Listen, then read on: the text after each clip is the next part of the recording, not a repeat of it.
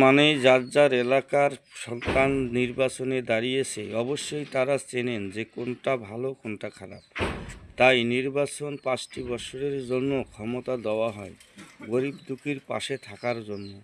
তারা যদি গরিব দুঃখীর পাশে না থেকে নিজের অর্থ সম্পদ গরিব দুঃখীকে ঠগিয়ে শুধু নিজের বাড়ি গাড়ি করে চিন্তায় থাকে, সেই সমস্ত নেতাকে চিনে চিনে ভোট দেওয়াই আমাদের দরকার। কারণ আমরা চাই গরিব মানুষ ভালো একজন এলাকার নেতা হলে অবশ্যই আমাদের এলাকা শান্তিতে আমরা থাকতে পারবো, ঘুমাতে পারবো। চোর ডাকাতি সন্ত্রাসী এবং অনেক ধর্ষণকারীর হাত থেকেই এলাকা রক্ষা পায়।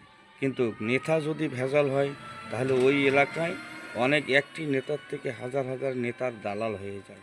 তাই সঠিক দেখেই ভাই আমরা ভোট দেব, যাতে আমাদের দেশ শান্তির দিকে এগিয়ে যেতে পারে। ধন্যবাদ সবাইকে।